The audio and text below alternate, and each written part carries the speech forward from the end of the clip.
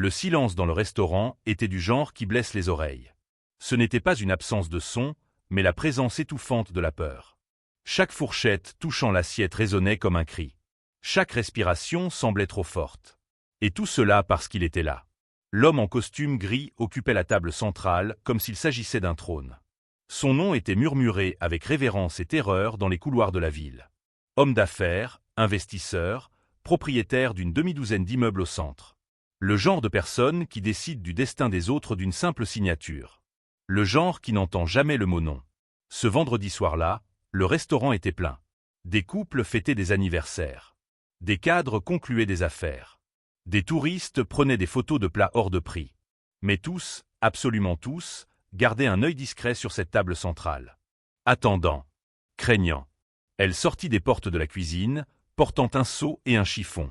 Uniforme gris délavé, cheveux attachés en un chignon simple, mains marquées par le poids du travail. Son nom n'était chuchoté qu'entre employés, jamais par les clients. Elle était invisible pour ceux qui payaient les additions. Juste une pièce de plus dans l'engrenage qui faisait tourner cet endroit. Ce que personne ne savait, c'est que cette invisibilité était sur le point de disparaître. Elle nettoyait le sol près de l'entrée quand elle entendit un claquement de doigts. Sec. Impatient. Autoritaire. Le son qu'un maître fait pour appeler un chien. Elle leva les yeux et vit l'homme en costume gris la regarder directement. Non pas son visage. Le seau dans ses mains. Il leva une coupe de vin rouge. Fit tourner le liquide sombre comme du sang. Puis, d'un geste nonchalant, presque ennuyé, il renversa le verre sur le sol de marbre italien.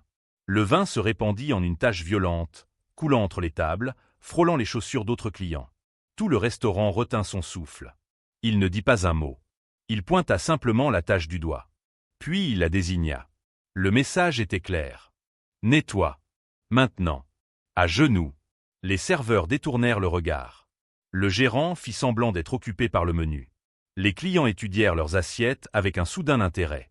Personne n'allait intervenir. Personne n'intervenait jamais. Elle s'approcha de la tâche. Chaque pas résonnait dans le silence artificiel. Ses genoux la faisaient souffrir avant même de toucher le sol. Combien de fois avait-elle déjà fait cela? Combien d'humiliations avait-elle avalées parce qu'elle avait besoin de ce travail? Parce qu'elle avait des factures à payer et que personne n'embauchait de femme de son âge sans expérience de bureau? Mais lorsqu'elle s'agenouilla et regarda le vin couler, quelque chose de différent se produisit. Un souvenir revint. Net. Douloureux. Un garçon maigre assis sur un vieux banc de piano. Doigts hésitants sur les touches. Yeux brillants de quelque chose de dangereux appelé espoir. Il n'avait pas les moyens de payer les cours. Elle les lui avait donnés gratuitement. Parce qu'elle voyait le talent. Parce qu'elle croyait que l'éducation pouvait changer un destin. Ce garçon était maintenant assis à la table centrale, portant une montre valant plus de 3 années de son salaire. Elle plongea le chiffon dans le vin. Le liquide tacha ses mains. Froid. Collant. Humiliant. Et puis il parla. Sa voix était différente maintenant. Plus grave. Plus froide. Mais elle aurait reconnu cette voix n'importe où. Plus vite. J'ai un dîner qui m'attend et je ne veux pas voir ça. Ce n'était pas seulement l'ordre. C'était le ton. Comme si elle n'était qu'un objet. Une gêne. Quelque chose de jetable. 23 ans. Cela faisait 23 ans qu'elle n'avait pas entendu cette voix. À l'époque, il l'appelait professeur. Sauveuse. Il avait promis de ne jamais oublier ce qu'elle avait fait pour lui. Promis que, lorsqu'il aurait trouvé l'emploi de ses rêves, il l'aiderait à son tour. Elle n'avait plus jamais entendu parler de lui. Jusqu'à ce que, 5 ans plus tard, elle perde tout. Le faux diplôme était apparu de nulle part. On disait qu'elle avait falsifié des documents pour obtenir son poste de professeur dans l'école de musique. L'enquête fut rapide. Brutale.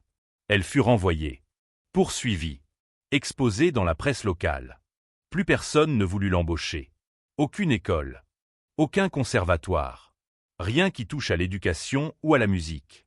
Elle n'avait jamais pu prouver son innocence. Les documents étaient trop convaincants. Quelqu'un avait fait un travail professionnel.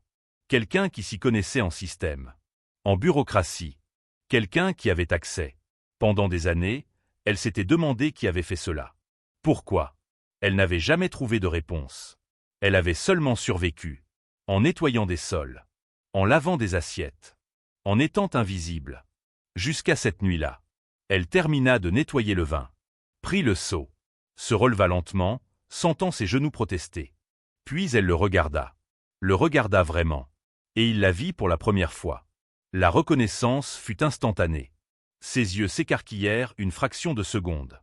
Une panique pure. Puis revint le masque d'indifférence. Mais c'était trop tard. Elle avait vu. « Tu me fixes ?»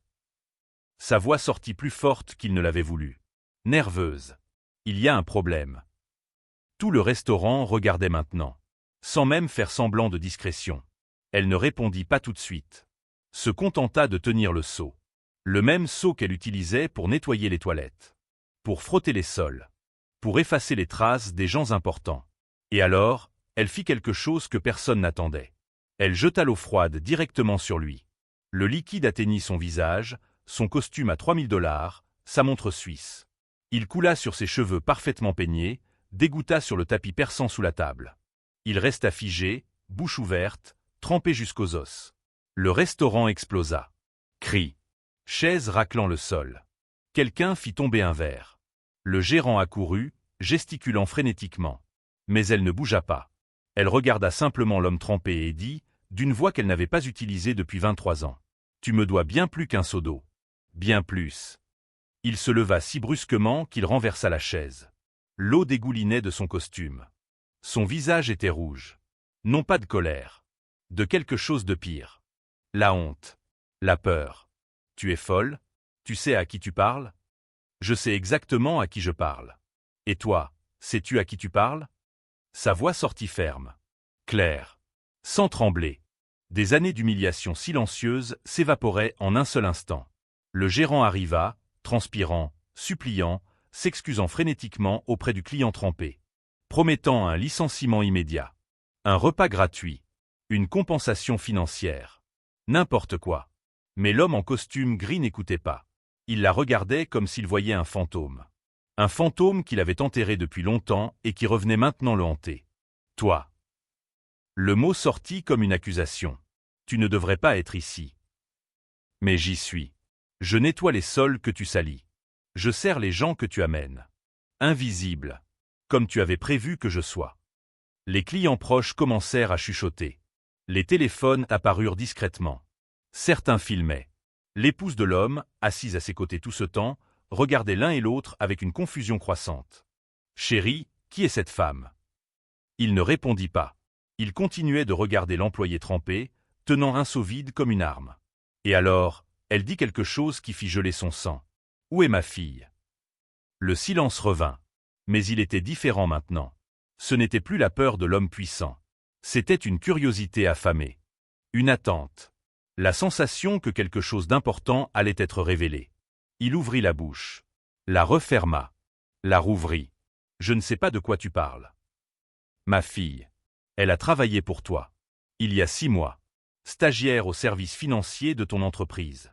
Et puis, elle a disparu. » Son épouse pâlit. Certains clients se penchèrent, cherchant à mieux entendre. « Beaucoup de gens travaillent pour moi.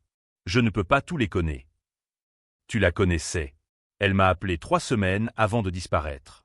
Elle disait qu'elle avait découvert quelque chose. Quelque chose de grave. Très grave. Que tu étais impliqué. Qu'elle avait peur. Et puis, son téléphone a été coupé. Plus de mais.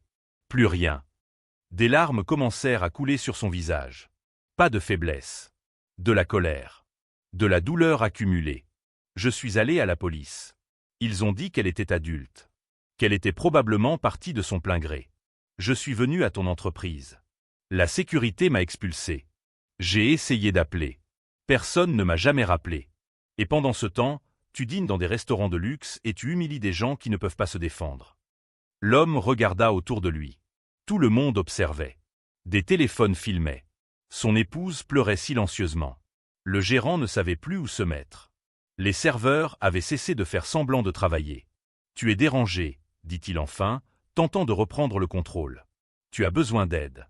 Gérant, faites-la sortir d'ici avant que j'appelle la police. » Mais avant que quelqu'un ne bouge, une voix s'éleva du fond de la salle. Je me souviens d'elle. Une jeune serveuse s'avança, les mains tremblantes, mais déterminée. Je me souviens de ta fille. Elle venait ici parfois. Déjeuner d'affaires.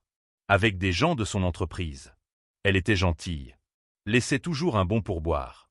Et la dernière fois qu'elle est venue, elle était terrifiée. Je lui ai demandé si ça allait. Elle a dit qu'elle avait découvert quelque chose d'horrible, qu'elle ne savait pas quoi faire. L'homme en costume gris se tourna vers la serveuse, les yeux flamboyants. Tu inventes ça. Tu veux te faire remarquer. Tu es viré. Tu ne peux pas me virer. Je ne travaille pas pour toi. Une autre voix. Une femme plus âgée, en uniforme de cuisine, sortit de la porte de la cuisine. Je m'en souviens aussi. Elle a pleuré ici, dans les toilettes, un jour. Elle disait qu'on la suivait, que quelqu'un était entré dans son appartement. Je lui ai dit d'aller à la police. Elle a dit que ça ne servait à rien, que celui qui faisait ça avait trop de pouvoir. Le restaurant entier était debout maintenant. Certains filmaient ouvertement. Le gérant avait abandonné. Et l'épouse de l'homme regardait son mari avec une expression mêlant horreur et compréhension. C'est vrai. Sa voix était basse. Dangereuse. Tu as fait quelque chose à sa fille. Bien sûr que non. C'est ridicule. Je ne savais même pas que cette femme travaillait ici. C'est un coup monté pour m'extorquer. Mais sa voix était trop forte. Trop défensive. Trop désespérée. L'employé fit un pas en avant. Elle ne tenait plus le seau. Ses mains étaient libres. Serrées en poing. Tu m'as détruite une fois. Tu as falsifié des documents à mon nom pour te protéger quand tu as failli être pris en train de mentir sur tes qualifications pour ton premier emploi. Je t'ai fait confiance. Je t'ai enseigné. Je t'ai aidé. Et tu t'es servi de moi comme bouc émissaire. Son épouse haleta. Le faux diplôme. Tu avais dit que c'était un malentendu. Que tout avait été réglé. Ce n'était pas un malentendu, continua l'employé. Il a créé de faux documents pour paraître plus qualifié. Quand ils ont commencé à enquêter, il a planté des preuves qui menaient jusqu'à moi. Il a détruit ma carrière pour sauver la sienne. Et maintenant, ma fille a disparu après avoir travaillé pour lui. Ce n'est pas une coïncidence. L'homme était acculé. Tous les yeux sur lui. Des dizaines de téléphones filmaient. Sa réputation s'effondrait en temps réel. Et c'est à ce moment que son épouse fit quelque chose d'inattendu. Elle se leva, prit son sac, et dit calmement. « Je sais où est ta fille. » Le monde s'arrêta. L'employé se tourna vers elle, les yeux écarquillés. « Quoi ? » ?»« Je sais où elle est. Et je sais ce que mon mari a fait. Et si tu aimes cette histoire, n'oublie pas de t'abonner à la chaîne, car ce qui vient ensuite va changer tout ce que tu crois savoir. » La domestique sentit ses jambes fléchir. 22 mois. 660 jours sans savoir si sa fille était vivante ou morte. Se réveillant chaque jour avec un trou dans la poitrine. Vérifiant son téléphone toutes les 5 minutes. Attendant. Priant. Mourant un peu plus à l'intérieur à chaque heure de silence. Et maintenant, cette femme en robe de soie et bijoux en diamant disait savoir où elle se trouvait. Tu mens. Sa voix était rauque. Brisée. Pourquoi saurais-tu cela? L'épouse du milliardaire regarda son mari. Son costume goûtait encore d'eau. Son visage était rouge, mais pas de honte. De pure colère. Il tenta de saisir le bras de son épouse, mais elle recula brusquement. « Ne me touche pas. Tu ne vas pas faire ça, » siffla-t-il. « Réfléchis à ce que tu fais. Pense à la famille. » Je réfléchis. Elle se tourna à nouveau vers la domestique. « Ta fille est hospitalisée. Clinique privée à 2 heures d'ici. Service psychiatrique. Enregistré sous un autre nom. » Le restaurant explosa en murmures. Les téléphones captaient chaque mot. Le gérant avait complètement renoncé à contrôler la situation. Quelques serveurs s'approchèrent, oubliant les tables qu'ils devaient servir. La domestique avait du mal à respirer. Psychiatrique? Ma fille n'a aucun problème mental. Elle allait bien. Elle était heureuse dans son travail. Qu'avez-vous fait d'elle? Le milliardaire fit un pas en avant, tentant de reprendre le contrôle. Mon épouse est confuse. Elle ne sait pas de quoi elle parle. Stress, tu comprends. Elle a pris des médicaments. Tais-toi. La voix de l'épouse était froide comme la glace. J'aurais dû le faire il y a des mois. Des années. Mais j'avais peur. Peur de tout perdre. Peur de ce que tu ferais. Elle ouvrit son sac, sortit son téléphone et commença à naviguer sur l'écran. Ses mains tremblaient légèrement, mais chaque mouvement était déterminé. Il y a 3 mois, j'ai trouvé des documents dans son bureau à la maison. Normalement, il verrouille tout, mais il était ivre, imprudent. J'ai vu des contrats, des transferts bancaires, des noms que je ne reconnaissais pas, et un dossier marqué urgent avec le nom de ta fille. L'homme tenta d'arracher le téléphone de sa main. Elle recula, et 2 serveurs bloquèrent immédiatement son chemin. Pour la première fois de sa vie, Personne n'était de son côté. Personne n'avait peur. Le dossier contenait des documents médicaux. Rapports psychiatriques falsifiés. Déclaration d'hospitalisation involontaire. Et un ordre de silence. Quelqu'un avait payé beaucoup d'argent pour garder ta fille enfermée et sous médicaments. La domestique sentit le monde tourner. Elle se retint à une table proche. Une cliente lui offrit une chaise. Elle s'assit avant que ses jambes ne cèdent complètement. Pourquoi? Pourquoi ferait-il cela? L'épouse respira profondément. Parce qu'elle a découvert quelque chose qu'elle n'aurait pas dû. Quelque chose qui aurait pu détruire tout ce qu'il avait construit. Ou plutôt, tout ce qu'il avait volé. Elle trouva enfin ce qu'elle cherchait sur son téléphone et tourna l'écran pour que tout le monde puisse voir. C'était une photo d'un document. En tête de l'entreprise du milliardaire. Des chiffres. Beaucoup de chiffres. Et des signatures. Ta fille travaillait au département financier. Traitait des paiements. Organisait les comptes. Et un jour, elle remarqua quelque chose d'étrange. De l'argent disparaissait. Pas beaucoup à la fois. De petites sommes. Mais de manière constante. Mois après mois. La serveuse qui avait parlé précédemment s'approcha pour mieux voir. Combien? Au début, quelques milliers par mois. Puis des dizaines de milliers. L'an dernier, des millions. Retirés des fonds de pension des employés. De l'argent qui aurait dû garantir retraite, sécurité, avenir. Un des clients, un homme plus âgé à la barbe grisonnante, pâlit. J'ai travaillé dans cette entreprise. Je suis parti à la retraite l'an dernier.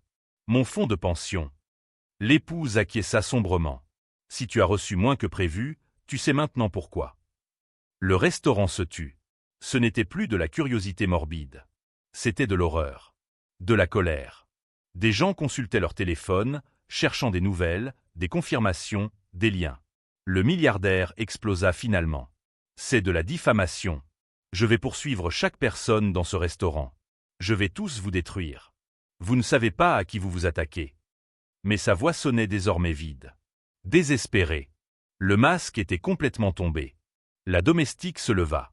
Ses jambes tremblaient encore, mais il y avait quelque chose de plus fort maintenant. Quelque chose qui avait dormi pendant des années. Une raison. Ma fille a découvert ce que tu faisais. Et tu ne pouvais pas la laisser parler. Alors tu l'as fait taire. De la manière la plus lâche possible. Elle était instable. Elle a commencé à avoir des paranoïas. Accusant des gens sans preuve. Nous avons dû intervenir pour son bien. Mensonge. Son épouse jeta le téléphone sur la table la plus proche. L'écran montrait encore les documents. J'ai vu les emails. Elle a essayé de signaler en interne. Ignorée. Elle a essayé d'aller au RH. Menacée. Elle a cherché un avocat. Et puis elle a disparu. Elle regarda autour du restaurant, toutes les personnes enregistrant, témoignant, partageant en temps réel. Il a payé des médecins pour diagnostiquer un trouble psychotique. Falsifier des signatures de membres de la famille pour autoriser l'hospitalisation. Utiliser des contacts pour qu'elle reste isolée, médicamenteuse, incapable de parler à quiconque. La domestique sentit les larmes brûler ses yeux. Elle a essayé de m'appeler. Plusieurs fois les premières semaines. Je pensais qu'elle m'ignorait. Qu'elle était fâchée contre moi pour quelque chose. Et tout ce temps, elle était prisonnière. Me réclamant. La femme de cuisine, celle qui avait parlé avant, toucha doucement son épaule. Tu ne pouvais pas savoir. Il est puissant. Il savait exactement comment faire ça sans laisser de traces. Presque sans laisser de traces, corrigea l'épouse. Il a toujours été arrogant. Toujours pensé qu'il était plus malin que tout le monde. Il a gardé des copies de tout. Au cas où il aurait besoin de couverture. Au cas où quelqu'un essaierait de l'accuser. Le milliardaire était maintenant acculé. Littéralement. Les gens s'étaient déplacés sans s'en rendre compte, formant un demi-cercle autour de lui. Pas menaçant. Juste présent. Témoin. Jury silencieux. Où exactement est-elle? La domestique fit un pas vers l'épouse. Quelle clinique? Je dois y aller maintenant. Avant qu'elle ne puisse répondre, la porte du restaurant s'ouvrit. 2 agents de sécurité entrèrent. Grands. Sérieux. Le genre que les riches hommes d'affaires gardent à proximité. Ils regardèrent directement le milliardaire, attendant des ordres. Pendant un moment, il sembla que tout allait s'effondrer. Que le pouvoir allait gagner à nouveau. Qu'elle allait être expulsée, réduite au silence, oubliée comme toujours. Mais alors quelque chose d'extraordinaire se produisit. Le gérant du restaurant, celui-là même qui quelques minutes plus tôt était prêt à la renvoyer immédiatement, se plaça entre elle et les agents. « Messieurs, cet établissement est fermé pour ce client.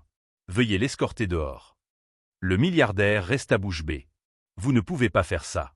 Je suis un client VIP. Je dépense des milliers ici chaque mois. Et maintenant je comprends d'où vient cet argent. Volé à des gens qui ont travaillé toute leur vie. La sortie est par là. » Les agents regardèrent entre le patron et le gérant, confus. Le milliardaire tenta de faire valoir son autorité. « Je vous paie. Obéissez à mes ordres. » Un des agents regarda autour. Les téléphones enregistrant. Son épouse montrant des documents incriminants. La domestique debout, couverte d'eau sale mais la tête haute. « Désolé, monsieur. Nous venons de démissionner. » Ils se retournèrent et sortirent par la porte. Le restaurant explosa en applaudissements. Ce n'était pas une célébration. C'était un soulagement. La sensation collective que, enfin, quelqu'un de puissant était tenu responsable. L'épouse du milliardaire profita du moment. La clinique s'appelle Serenity Hills. À 2 heures au nord. Ta fille est enregistrée sous le nom de Jane Smith. Chambre 312. Ils ne te laisseront pas entrer facilement, mais j'ai des documents qui peuvent t'aider. Elle commença à transférer des fichiers de son téléphone à celui de la domestique. Photos, PDF, email. Tout. Pourquoi fais-tu ça? La domestique devait demander. Pourquoi m'aider maintenant? La femme s'arrêta de taper et la regarda. Vraiment regarda. Et pour la première fois, la domestique vit une autre personne. Pas une femme riche. Pas l'épouse d'un milliardaire. Juste quelqu'un fatigué de mentir. Parce que j'ai aussi une fille. Et quand j'ai découvert ce qu'il a fait à la tienne, j'ai compris qu'il serait capable de le faire à n'importe qui. Même à la mienne. Même à moi. Elle termina de transférer les fichiers et rangea son téléphone. Et parce que tu as eu le courage de jeter ce seau d'eau. Moi, je n'ai jamais eu ce courage. Jusqu'à aujourd'hui. Le milliardaire était maintenant silencieux. Toute sa bravade s'était évaporée. Il regardait autour comme un animal traqué, cherchant une issue qui n'existait pas. La domestique le regarda. L'homme qui avait été son élève. Le garçon plein d'espoir qu'elle avait aidé. Qui était devenu un monstre. Tu aurais pu être différent. Utiliser tout ce que tu as acquis pour le bien. Pour aider des gens comme je t'ai aidé. Mais tu as choisi le chemin le plus facile. Et maintenant tu vas en payer le prix. Elle se tourna pour sortir, mais il saisit son bras. Le contact était désespéré. Attends. S'il te plaît. Je peux expliquer. Je peux arranger ça. Laisse-moi te dédommager. De l'argent. Combien tu veux. Ta fille recevra le meilleur traitement. Tu n'auras plus jamais besoin de travailler. Ne fais juste pas ça. Elle regarda sa main tenant son bras. La même main qui avait appris à jouer du piano avec elle. Qui avait serré la sienne en remerciement pour les cours gratuits. Qui avait promis de ne jamais oublier. Elle se libéra doucement. Tu as déjà fait assez. La domestique marcha vers la sortie. L'épouse du milliardaire l'accompagna. Et une par une, d'autres personnes se joignirent. La serveuse. La femme de cuisine. Des clients qui avaient tout entendu. Le gérant lui-même. Ils quittèrent le restaurant comme une procession silencieuse. Laissant l'homme le plus puissant de la ville seul dans une salle remplie de tables vides et de témoins numériques. Dehors, la nuit était froide. La domestique respira profondément. 22 mois de désespoir. Mais maintenant, elle avait quelque chose qu'elle n'avait pas auparavant. De l'espoir. Et une adresse. L'épouse du milliardaire appela une voiture. Allons-y ensemble. Je vais m'assurer qu'il te laisse la voir. En attendant, la domestique regarda en arrière à travers la vitre du restaurant. Le milliardaire était toujours là, seul, costume mouillé, empire en train de s'effondrer. Elle ne ressentit ni satisfaction ni victoire. Elle ressentit seulement le désir de voir sa fille. De la serrer dans ses bras. De s'excuser de ne pas l'avoir trouvée plus tôt. La voiture arriva. Elles montèrent. Et alors qu'elle s'éloignait, la domestique réalisa quelque chose d'important. Elle avait passé des années à être invisible. À accepter l'humiliation. À baisser la tête. À survivre. Mais cette nuit-là, elle avait fait quelque chose de différent. Quelque chose qui avait tout changé. Elle avait refusé de rester invisible. Le voyage dura une éternité. Chaque minute semblait une heure. Chaque kilomètre, une distance impossible. La domestique tenait son téléphone fermement, regardant les fichiers que l'épouse du milliardaire avait envoyés. Des documents qui prouvaient tout. Qui montraient l'ampleur de la trahison. Mais elle n'arrivait pas à se concentrer sur les mots.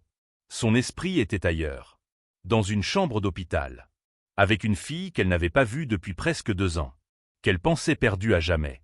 Elle va me reconnaître. La question sortit avant qu'elle puisse l'empêcher. L'épouse regarda par la fenêtre de la voiture. Ses propres mains étaient tendues sur le sac. Je ne sais pas. Les rapports que j'ai vus mentionnaient des médicaments puissants, des sédatifs, des choses pour la calmer, la rendre docile.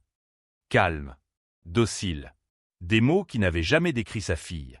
La fille qui remettait tout en question, qui se battait pour la justice depuis l'enfance, qui avait choisi d'étudier la comptabilité non pas pour l'argent, mais pour dénoncer des fraudes, protéger les gens. Et maintenant, elle était enfermée justement pour avoir fait ce qui était juste. La voiture entra sur une route secondaire. Des arbres de chaque côté bloquaient la lumière de la lune. Au bout de la route, des portails blancs, des murs propres, des jardins parfaitement entretenus. Tout était très beau, très tranquille, très faux. Serenity Hills. Le nom était gravé en lettres dorées sur le portail. Le chauffeur s'arrêta à l'entrée. Un agent de sécurité s'approcha, lampe torche à la main. Établissement fermé aux visites. Les heures de visite sont de 9 h à 17 h. L'épouse du milliardaire baissa la vitre. Mon nom figure sur la liste des visiteurs autorisés. Et elle m'accompagne. Le garde vérifia un tableau. Fronça les sourcils. Vous êtes autorisé pour une personne. Pas deux. Alors elle entre, et moi je reste dans la voiture. La domestique la regarda, surprise. La femme qu'elle croyait n'être qu'une riche capricieuse renonçait à son propre accès. Pour elle. Pour une étrangère. Le garde hésita. Je vais devoir vérifier avec l'administration. Vérifier. Mais faites vite. C'est urgent. Il retourna à la guérite. Prends un téléphone. La conversation fut longue. Geste. Regard dans leur direction. Enfin, il raccrocha et revint. Vous pouvez entrer. Mais seulement jusqu'à la réception. Pas de téléphone. Pas d'enregistrement. Politique de la clinique. Le portail s'ouvrit lentement. La voiture avança sur un chemin éclairé par de vieux lampadaires en fer. Tout était très charmant. Très civilisé. Comme si ce n'était pas une prison. La réception était encore pire. Sol en marbre. Tableau coûteux au mur. Musique douce venant de quelque part d'invisible. Fleurs fraîches dans des vases en cristal. Le genre d'endroit que les riches utilisent pour cacher des problèmes. Une femme en blouse blanche apparut. Cheveux attachés. Sourire professionnel. Des yeux qui ne souriaient pas avec. Puis-je vous aider? L'épouse fit un pas en avant. Nous sommes ici pour voir la patiente dans la chambre 312. Jane Smith. La femme consulta un ordinateur. Et vous êtes? Je suis visiteuse autorisée. Et elle est la mère de la patiente. Les doigts de la femme s'arrêtèrent sur le clavier. Elle regarda la domestique. Vraiment regardé. Évaluant. Décidant. La patiente n'a pas d'autorisation pour les visites familiales. Seulement des personnes approuvées par l'administration. C'est illégal, dit la domestique, la voix tremblante mais ferme. Vous ne pouvez pas empêcher une mère de voir sa fille. Nous le pouvons lorsqu'il y a une prescription médicale. La patiente est en traitement intensif. Les interruptions peuvent nuire à son progrès. Progrès. Comme si enfermer quelqu'un de sain et l'emplir de médicaments était du progrès. L'épouse posa la main sur le bras de la domestique. Un avertissement silencieux. Calme. Pas encore. Je comprends. Mais nous avons des documents ici qui peuvent changer la situation. Des documents montrant que l'internement a été fait sous de faux prétextes. Que la patiente a été amenée ici contre sa volonté. Sans autorisation légitime. La femme en blouse pâlit. C'est une accusation grave. Je vais devoir appeler le directeur. S'il vous plaît. Appelez-le. Elles attendirent. La domestique compta chaque seconde. Chaque respiration. Sa fille était quelque part dans ce bâtiment. Si proche. Mais encore inaccessible. Le directeur arriva 10 minutes plus tard. Homme grand, grisonnant, costume impeccable. Le genre qui passe plus de temps en réunion avec des avocats qu'avec des patients. Je comprends qu'il y ait un problème ici. L'épouse ne perdit pas de temps. Montra le téléphone. Ces documents prouvent que le responsable légal qui a autorisé l'internement de cette patiente a falsifié des signatures. Cela rend l'internement invalide. Et vous rend complice d'enlèvement. Son visage ne changea pas. Mais quelque chose brilla dans ses yeux. La peur. Ce sont des accusations sérieuses. Je vais devoir que mon département juridique analyse ces documents avant toute action. Pendant ce temps, ma fille reste prisonnière. La domestique fit un pas en avant. Elle n'était plus invisible. Plus maintenant. Pendant que votre département juridique examine des papiers, ma fille est droguée, isolée, volée de sa vie. Madame, je comprends votre frustration, mais il y a des procédures. Des procédures que vous avez violées en acceptant un paiement pour garder quelqu'un enfermé ici. Silence. Le genre de silence qui confirme les accusations. L'épouse en profita. J'ai des copies de ces documents. Avec des avocats. Avec des journalistes. Et avec la police. Ils seront rendus publics demain matin. À moins que vous ne coopériez maintenant. Le directeur regarda les deux femmes. Calculant. Pesant les options. Réalisant qu'il n'avait aucune sortie. 15 minutes. Salle de visite supervisée. Pas de contact physique. 30 minutes. Salle privée. Et elle embrasse sa fille aussi longtemps qu'elle veut. Il inspira profondément. Vaincu. 20 minutes. Salle privée. Mais un infirmier reste à l'extérieur. La domestique n'attendit pas la confirmation. Elle commença à marcher vers les ascenseurs. Une infirmière courut pour la rattraper, lui indiquant le chemin. 3e étage. Long couloir. Porte numérotée. Silence troublant. Elle pouvait entendre son propre cœur battre. 312. L'infirmière déverrouilla la porte. 20 minutes. Ça commence maintenant. La domestique entra. La chambre était petite. Propre. Terriblement impersonnelle. Lit d'hôpital. Chaise. Fenêtre avec barreaux déguisés en décoration. Et une silhouette assise, regardant le mur. Chérie. La silhouette ne bougea pas. La domestique fit un pas de plus vers sa fille. Et son cœur se brisa. La fille qu'elle avait laissée derrière était vibrante. Pleine de vie. Des yeux brillants d'intelligence et de détermination. La personne assise sur cette chaise était une ombre. Cheveux sans vie. Épaules affaissées. Yeux vides. C'est moi. Ta mère. Rien. Elle s'agenouilla devant sa fille. Tiens ses mains. Elles étaient froides. S'il te plaît, regarde-moi. J'ai besoin de savoir que tu es là. Lentement, si lentement, les yeux de la fille bougèrent. Se fixèrent. Et pour la première fois depuis 22 mois, mère et fille se regardèrent. Reconnaissance. Confusion. Et puis, comme un barrage qui cède, des larmes. Maman. La voix était rauque. Inutilisée depuis longtemps. Je suis là. Je suis là maintenant. Désolé d'avoir mis si longtemps. Désolé de ne pas t'avoir trouvé plus tôt. La fille s'effondra. Sanglots secouant son corps mince. Des années de terreur, de solitude, de médicaments forcés s'échappant par vagues. La domestique la serra, ignorant la règle de ne pas toucher. Personne ne les séparerait maintenant. Elles restèrent ainsi pendant des minutes. Juste existant dans le même espace. Juste étant mère et fille à nouveau. Enfin, la fille parla. J'ai essayé de t'appeler. Au début. Mais ils ont pris mon téléphone. On dit que je délirais. Que tu n'existais pas. Que rien de ce dont je me souvenais n'était réel. Tout était réel. Tu n'étais pas folle. Tu as découvert quelque chose d'important. Quelque chose que des personnes puissantes voulaient cacher. Les chiffres. L'argent. Je savais que c'était mal. J'ai essayé de le signaler. Mais ensuite ils sont venus. M'ont attrapé dans la rue. On dit que c'était pour ma protection. Et ensuite je me suis réveillé ici. Elle regarda autour de la chambre comme si elle voyait pour la première fois. Depuis combien de temps? Presque 2 ans. L'horreur sur son visage était insupportable. 2 ans. Mais c'est fini maintenant. Nous allons te sortir d'ici.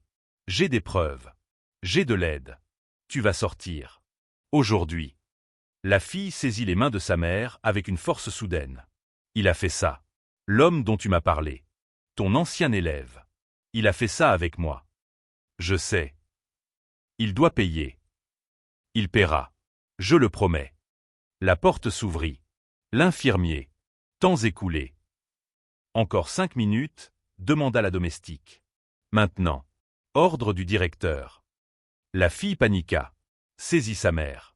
Ne me laisse pas ici. S'il te plaît. Je ne supporte pas un jour de plus. Tu ne resteras pas.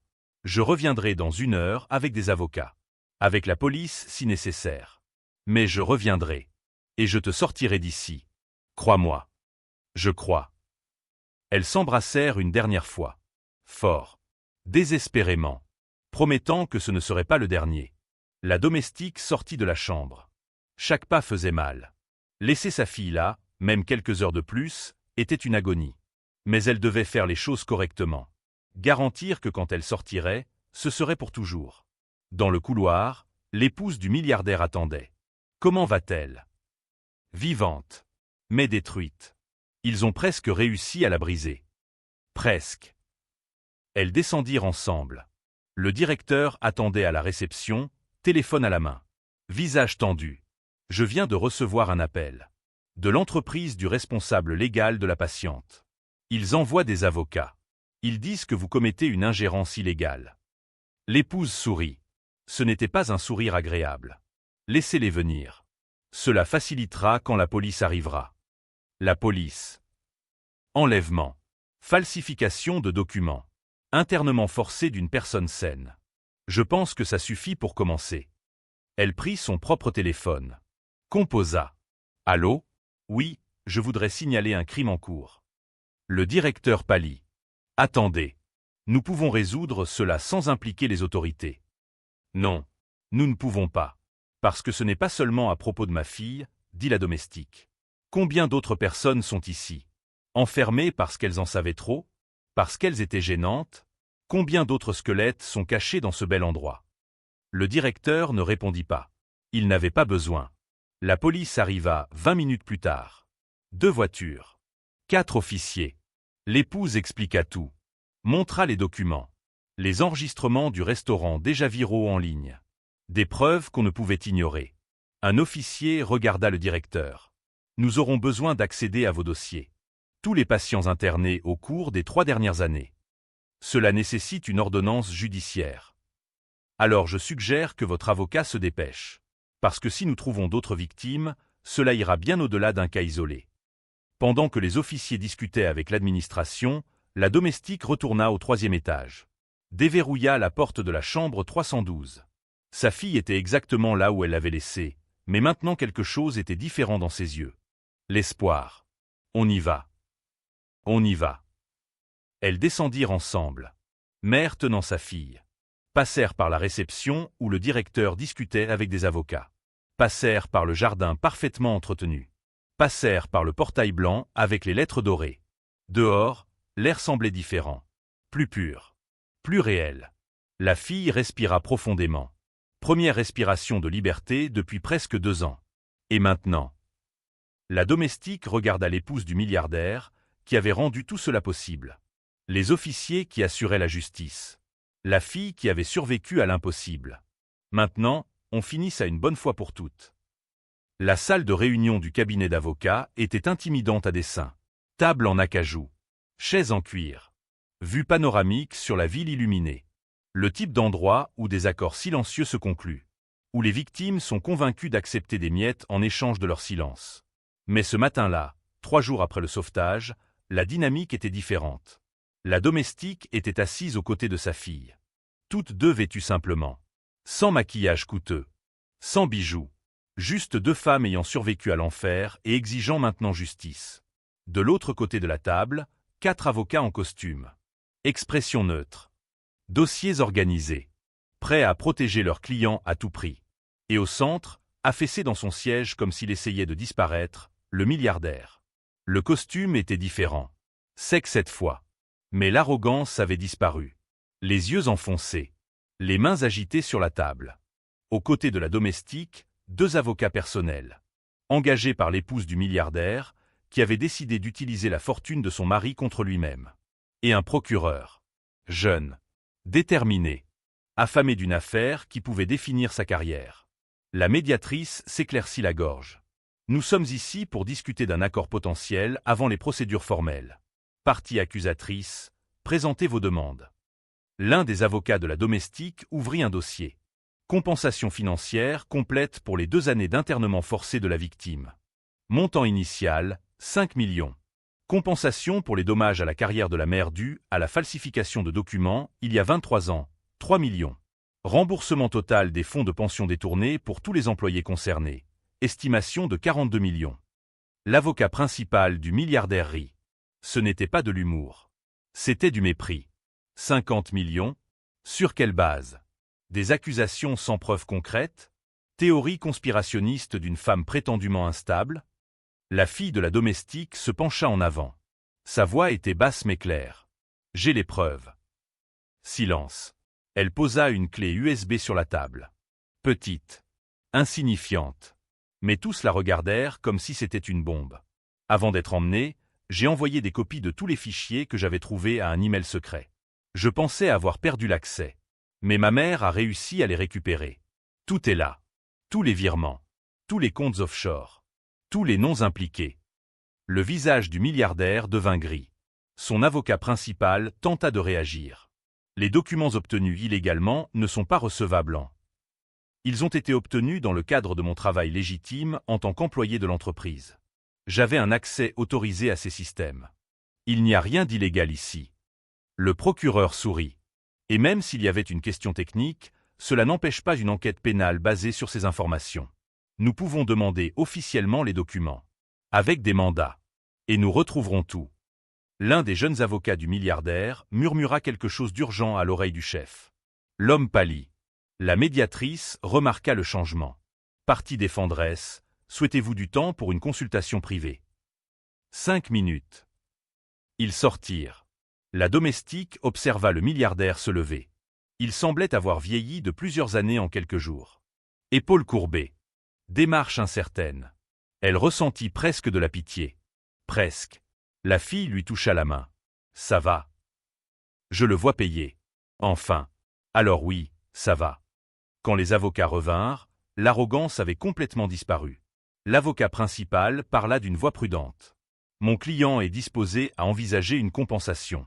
Mais les montants mentionnés sont exorbitants. Nous pouvons discuter de chiffres plus raisonnables. 50 millions est raisonnable pour enlèvement, falsification, fraude d'entreprise et destruction de vie, dit le procureur. En fait, c'est généreux, parce que cela n'inclut pas de peine de prison. Le milliardaire parla enfin. Sa voix était brisée. Je n'ai pas 50 millions liquides. Il faudrait vendre des entreprises. Des propriétés. Cela prendrait des mois. Alors commencez dès aujourd'hui, dit la domestique. C'était la première fois qu'elle lui parlait directement depuis le restaurant. Vendez ce qu'il faut. Démantelez votre empire si nécessaire. Parce que vous avez tout construit sur des mensonges et des vies détruites. Il la regarda. Et pour la première fois, elle vit autre chose que la peur. Du remords. Réel ou simulé, elle ne savait pas. Peu importe. Je suis désolé. Pour ce que j'ai fait à vous et à votre fille. J'étais désespéré à l'époque. Jeune. Stupide. Et il était plus facile de continuer à mentir que d'admettre la vérité. Vous n'étiez pas désespéré quand vous avez enfermé ma fille. Vous protégiez votre argent sale. Silence. Il n'avait pas de réponse. Son épouse entra dans la salle à ce moment-là. Personne ne l'attendait. Elle était restée en dehors de la négociation officielle. Mais maintenant elle était là, vêtue simplement, sans les bijoux qu'elle portait habituellement. J'ai quelque chose à ajouter.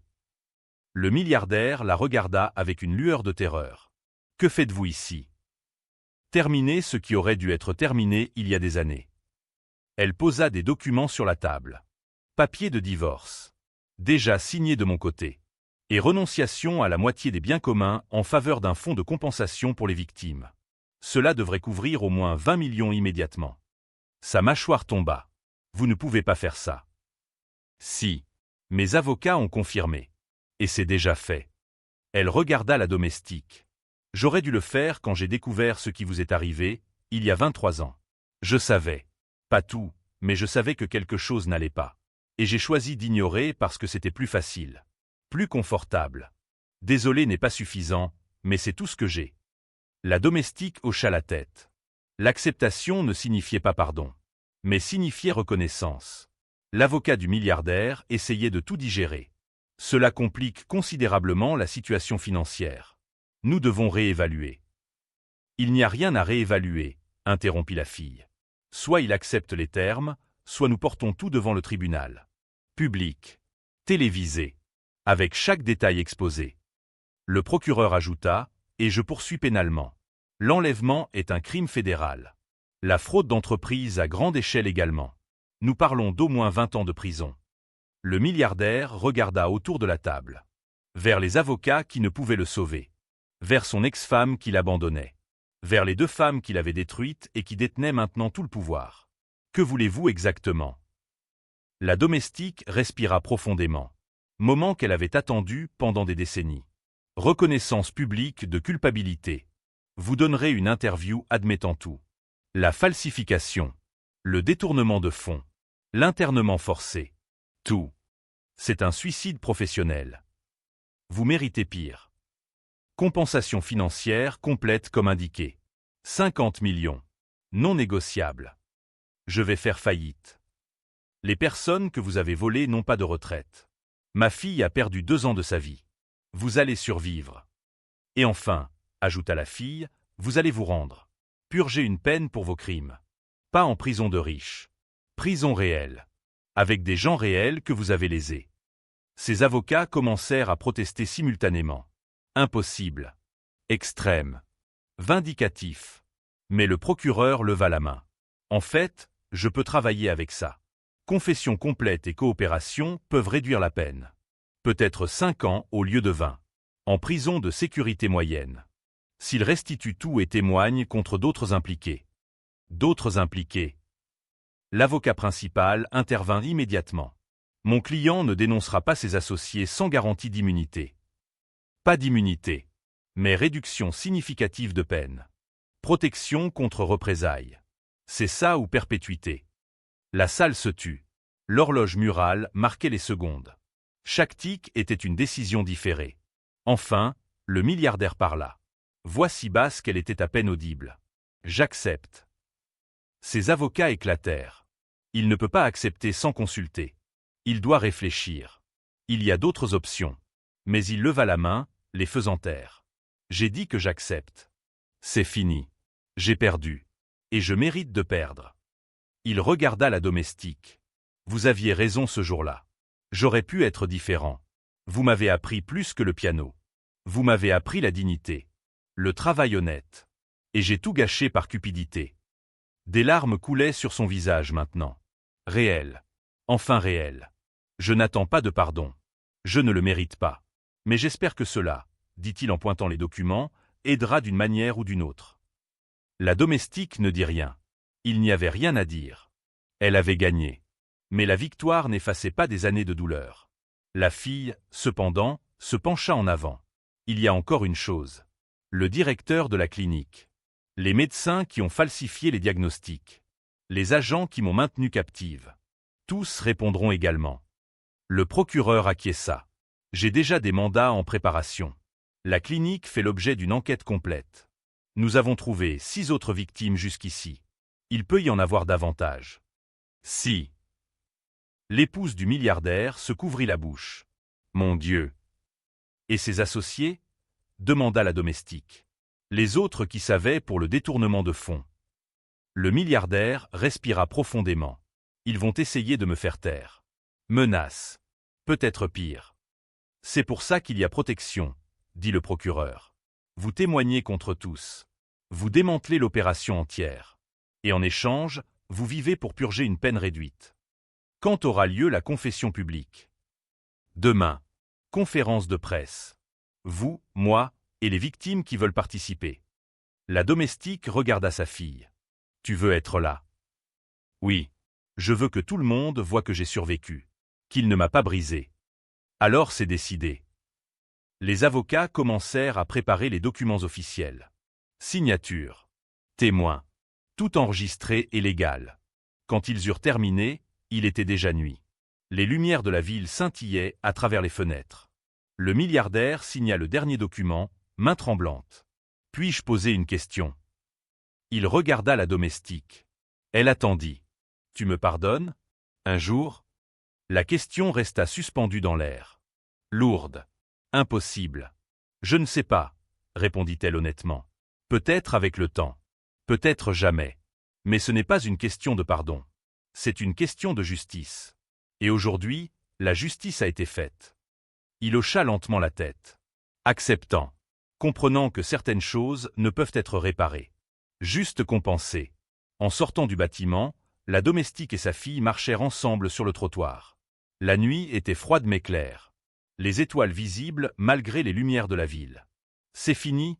demanda la fille. « Presque. Demain sera difficile. Interview. Caméra. Tout le monde voudra l'histoire. Et toi, tu es prête ?»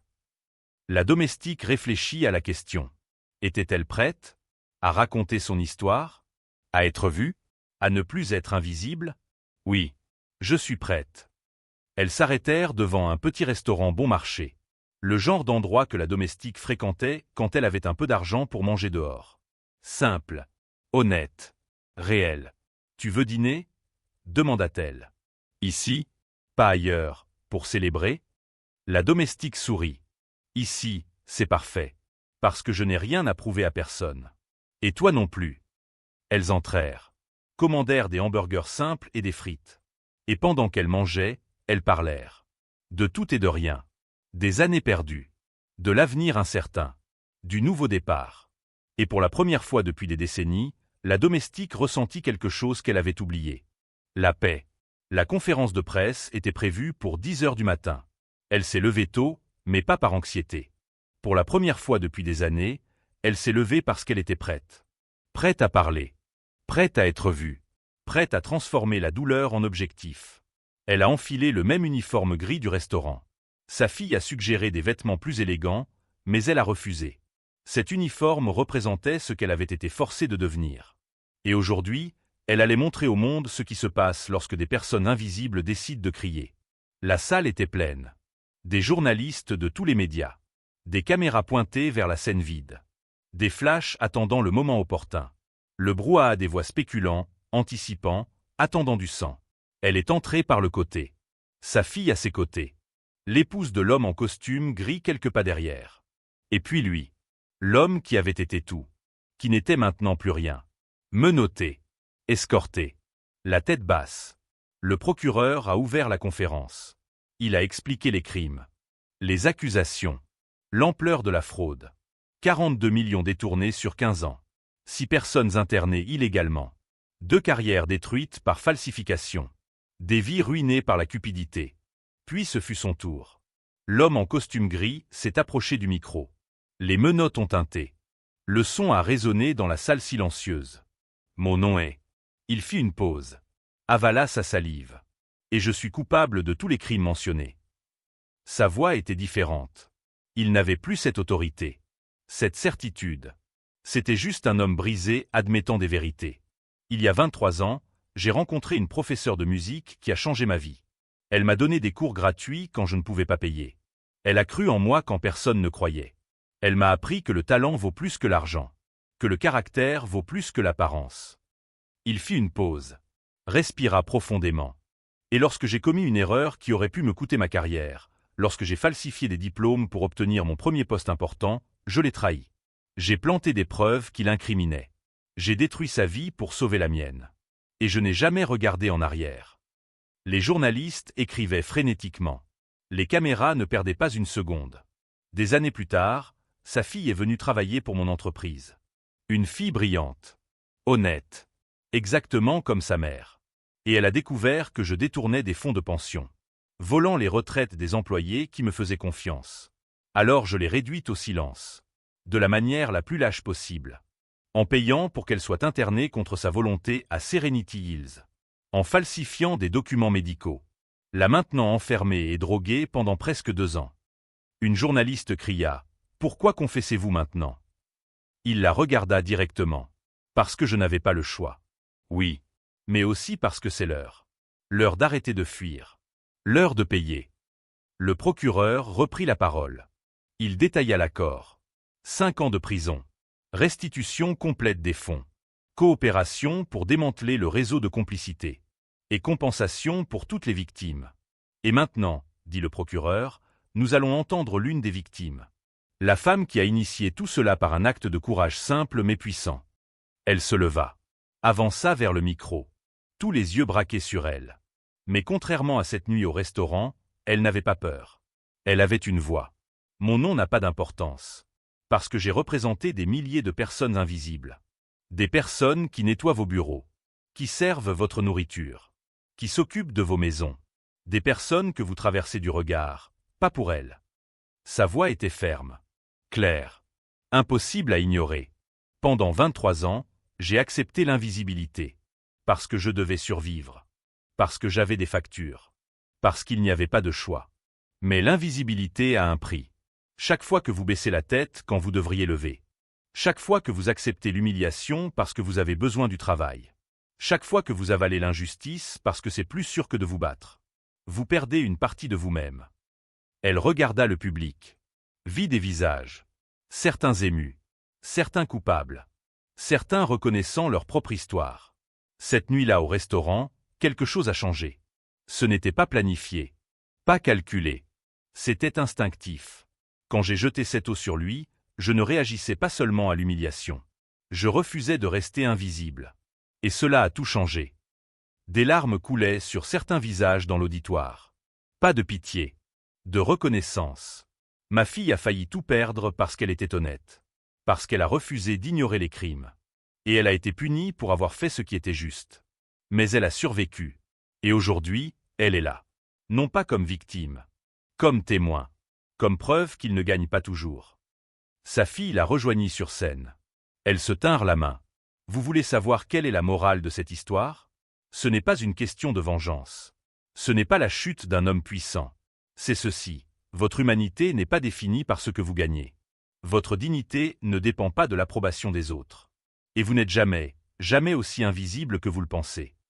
La salle était dans un silence absolu. Parce que quand vous décidez de refuser, quand vous dites non, quand vous jetez ce foutu seau d'eau, vous découvrez quelque chose. Vous n'avez jamais été seul. D'autres personnes attendaient. Attendaient que quelqu'un ait le courage en premier. Attendaient la permission d'arrêter d'accepter. Elle pointa le public. Combien d'entre vous ont déjà ressenti cela?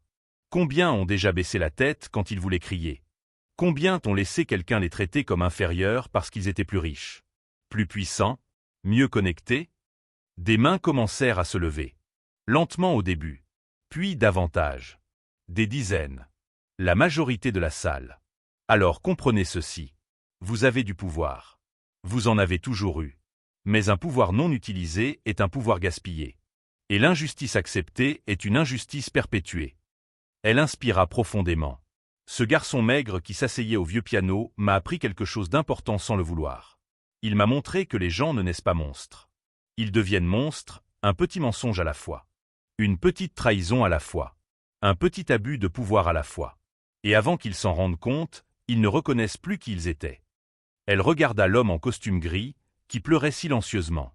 Mais il m'a aussi appris qu'il n'est jamais trop tard pour arrêter. Pour admettre. Pour payer. Cela n'efface pas le passé. Cela ne répare pas tout. Mais c'est un début. Son épouse monta sur scène. Je veux ajouter quelque chose, dit-elle. J'ai eu des privilèges toute ma vie. Argent. Confort. Sécurité. Et j'ai utilisé cela pour ne pas voir. Pour ne pas demander. Pour ne pas agir. Quand j'ai découvert ce qui se passait il y a des années, j'aurais pu faire quelque chose. Mais j'ai choisi mon confort.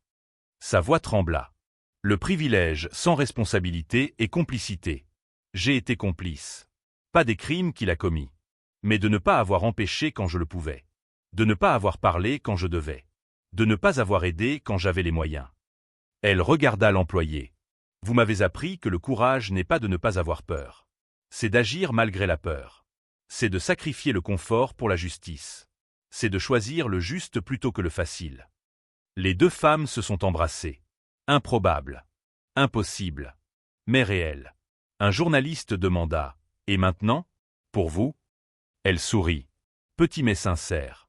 Reconstruction. Ma fille va reprendre sa vie. Terminer ses études. Utiliser ce qu'elle a appris pour aider les autres. Exposer les fraudes. Protéger les vulnérables. Transformer le traumatisme en objectif. Sa fille acquiesça. Et je témoignerai. Dans tous les cas. Contre tous les impliqués. Parce que d'autres personnes sont encore prisonnières dans des endroits comme Serenity Hills. D'autres fonds sont encore volés. Et quelqu'un doit parler pour eux. Et vous? Demanda le journaliste en la regardant. Moi? Je vais retourner à l'enseignement de la musique. Pas dans une école traditionnelle. Pas dans un conservatoire. Mais dans des communautés. Pour des enfants qui ne peuvent pas payer. Pour des adultes qui n'ont jamais eu de chance. Je vais utiliser mon histoire pour montrer que les chutes ne sont pas des fins, que vous pouvez reconstruire, que la dignité ne peut être ôtée, juste temporairement cachée. Une autre journaliste demanda « Et la compensation financière ? 50 millions ? 20 millions iront au fonds de restitution, rendant ce qui a été volé aux employés. 15 millions pour un programme de soutien aux victimes d'internement forcé, pour thérapie, assistance juridique, reconstruction de vie. 10 millions pour l'éducation musicale et artistique gratuite dans des communautés défavorisées, et 5 millions partagés entre ma fille et moi, pour garantir que nous n'ayons plus jamais à baisser la tête par nécessité. » La salle explosa en applaudissements. Pas protocolaire, réel, ému. Quand le bruit s'est calmé, elle s'est approchée du micro une dernière fois. « Laissez-moi finir avec ça. Pour tous ceux qui regardent, pour tous ceux qui se sentent petits, invisibles, impuissants, vous ne l'êtes pas. Vous ne l'avez jamais été. Le système veut que vous y croyiez. Les puissants ont besoin que vous y croyiez. Parce que le jour où vous cessez d'y croire, le jour où tous les invisibles décident d'être vus, tout change. » Elle regarda directement les caméras. « Alors si vous êtes humilié au travail, si vous êtes exploité, si vous acceptez l'abus parce que vous avez besoin d'argent, comprenez ceci, vous méritez la dignité. Vous méritez le respect. Et vous avez plus de pouvoir que vous ne le pensez. Mais vous devez l'utiliser. Vous devez refuser.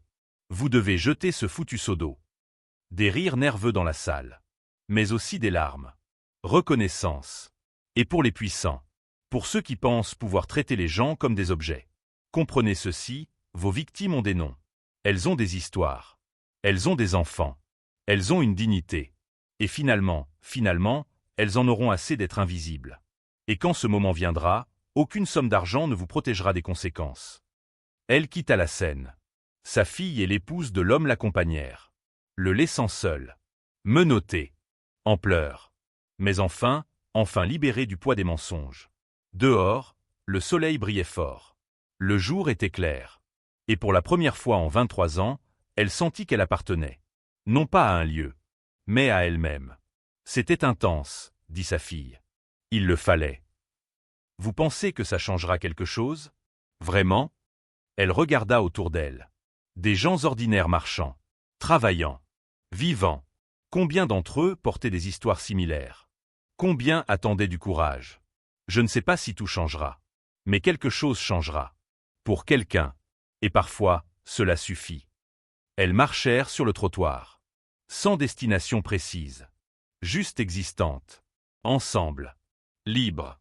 Et tandis qu'elle marchait, elle comprit la vérité la plus importante. Le pouvoir ne se mesure pas à ce que vous possédez.